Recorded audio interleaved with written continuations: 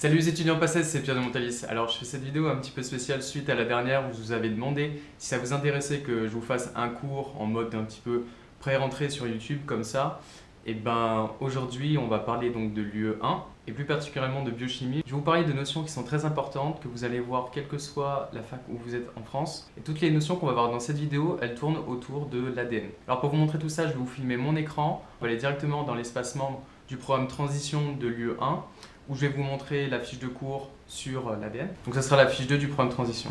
Et ce que je te propose à la fin, c'est de faire des QCM, comme ça on va voir un petit peu si on a bien compris les notions qui sont vues. Alors c'est parti, donc l'ADN. Alors l'ADN en quelques mots. Alors l'acide désoxyribonucléique, donc ADN, est un polymère de désoxynucléoside monophosphate. Et très important de noter qu'on n'a que des monophosphatés dans l'ADN.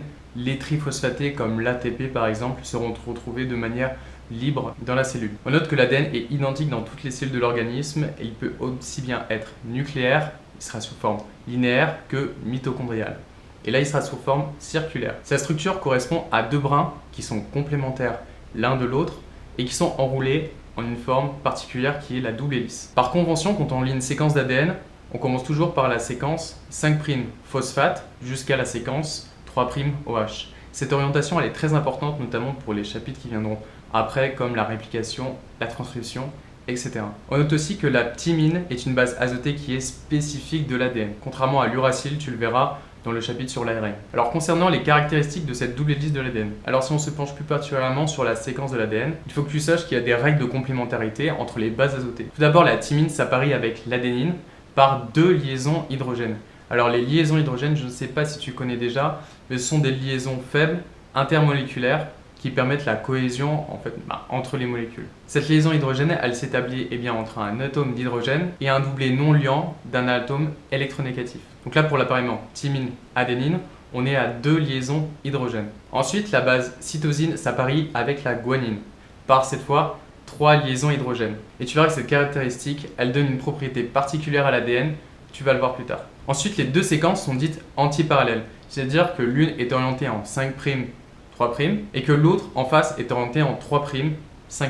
Comme on peut le voir sur le schéma ici, on a le sens de lecture comme on l'a vu tout à l'heure en 5', 3' et ensuite le brin qui est antiparallèle et complémentaire en 3', 5'. Alors ensuite concernant les propriétés physico-chimiques de cette double hélice. Alors ça c'est quelque chose que tu vas voir forcément quand tu vas voir l'ADN pendant ta rentrée. C'est la dénaturation de l'ADN. Alors il faut que tu saches qu'une élévation de la température permet une rupture des liaisons hydrogènes que je t'ai expliqué tout à l'heure entre les bases azotées.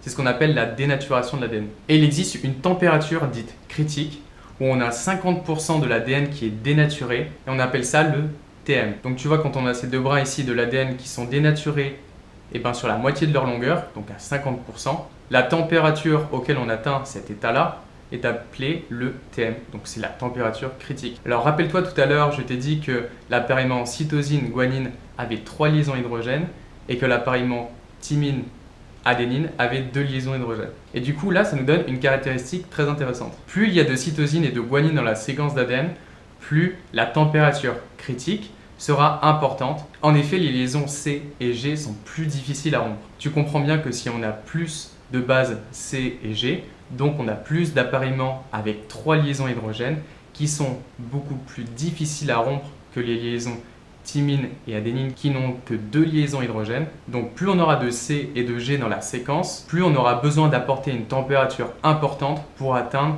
50% de dénaturation, donc le TM sera plus important. Donc tu vois cette propriété que je t'ai mise là au-dessus est importante pour la propriété physico-chimique de l'ADN. Ensuite, concernant la structure même de la double hélice. Ces structures particulières entraînent la formation de deux sillons qui sont importants et que tu vas voir, qu'on appelle le petit sillon de l'ADN et le grand sillon de l'ADN. Alors les deux permettent des interactions avec différentes protéines. Alors le plus souvent, le petit sillon interagit avec des protéines qui permettent la régulation de la compaction de l'ADN, qui sont les protéines histones. Ensuite, le grand sillon d'ADN permet très souvent des interactions avec des protéines et des facteurs qui permettront la régulation de la transcription de l'ADN. Donc la transcription, ça correspond ici à la fiche 5, ça correspond en fait au passage de l'ADN à l'ARN. Donc voilà, retenir que le petit sillon permet les interactions avec les protéines histones qui permettent de réguler la compaction de l'ADN et que le grand sillon permet les interactions avec les facteurs de la transcription. Ensuite, justement, comment l'ADN peut-il réguler son état de compaction? Eh bien, grâce à la chromatine. Alors, qu'est-ce que c'est la chromatine? c'est une structure qui empaquette l'ADN. Alors la chromatine, elle se compose en réalité de plein de choses différentes. Donc évidemment, il y a de l'ADN, il y a aussi de l'ARN. On a aussi donc des protéines histones. On a vu ici que dans le petit sillon, on avait des protéines histones qui permettaient d'interagir avec l'état de compaction. Et bien on les retrouve ici. Et on a des protéines aussi qui sont dites non histones. Donc voilà, la chromatine, en réalité, c'est quelque chose d'assez complet en termes de composition. Donc on peut avoir plusieurs niveaux de compaction de cette chromatine, de cet ADN. Alors le niveau le plus bas de compaction, donc le niveau le plus détendu entre guillemets, ça correspond à la fibre de 10 nanomètres. Donc la fibre la plus petite possible. Cette fibre correspond en réalité à l'enroulement de l'ADN autour des protéines histones. Plus exactement, l'ADN est enroulé autour d'un octamère d'histones. Donc octamère, c'est 8 sous-unités. Ensuite, cette fibre de 10 nanomètres, elle va pouvoir se compacter à un niveau encore supérieur, qu'on appelle le deuxième niveau de compaction, qui est la fibre de 30 nanomètres, qui correspond cette fois-ci à l'assemblage de 6 octamères d'histones. Et enfin, comme niveau ultime et comme niveau supérieur, la fibre de 30 nanomètres, donc plus haute, pourra se mettre à faire des boucles, et ensuite toutes ces boucles vont pouvoir former enfin une hélice. Donc voilà pour les notions qui sont essentielles concernant l'ADN. Alors bien sûr, ce n'est pas exhaustif, et tu comprendras bien que c'est inutile parce que chaque fac exploite le programme comme il l'entend. Peut-être que dans ta fac, tu vas plus développer la partie qui concerne la dénaturation de l'ADN, ou peut-être qu'au contraire, tu vas parler en détail de tous les facteurs qui se mettent dans le grand sillon de l'ADN, etc., etc.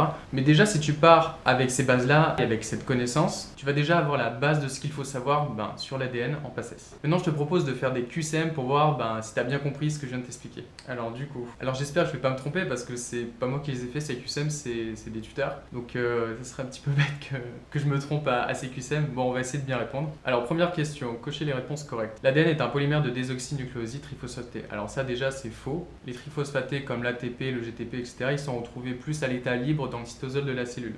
Donc ça c'est faux, on ne coche pas. L'ADN mitochondrial est circulaire. Oui, on a vu qu'il était circulaire et qu'il était linéaire pour l'ADN nucléaire. Donc ça c'est vrai. Les deux brins de l'ADN sont complémentaires et antiparallèles. C'est vrai. Complémentaires parce que les bases sont appareillées entre elles et antiparallèles parce que l'une est orientée dans un sens et l'autre est orientée dans l'autre sens. Ça c'est vrai. La thymine est spécifique de l'ADN. C'est plutôt vrai. C'est même très vrai. On notera que c'est l'uracile qui sera par contre spécifique de l'ARN et qui remplacera la thymine. Donc voilà, aucune réponse correcte, non, on valide. Et donc c'est bon, on continue. Cocher les réponses correctes. Alors là du coup, on a les appareillements et on a les liaisons hydrogènes. Ok, donc la thymine s'appareille avec la guanine. C'est faux, c'est avec l'adénine, donc ça on lit même pas la suite. La cytosine s'appareille avec l'adénine. C'est faux, c'est avec la guanine. La cytosine s'appareille avec la guanine, c'est vrai, par intermédiaire de 2 liaisons hydrogènes. Alors ça c'est faux, c'est 3 liaisons hydrogènes. La thymine s'appareille avec l'adénine par l'intermédiaire de 3 liaisons hydrogènes. C'est faux. En fait, tout est inversé ici, donc voilà, aucune bonne réponse. Donc le TM correspond à la température à laquelle l'ADN est dénaturé à 50%. C'est vrai, on l'a vu, c'est quand la moitié de la séquence de l'ADN est dénaturée. Donc voilà, on appelle le TM la température critique, et c'est vrai.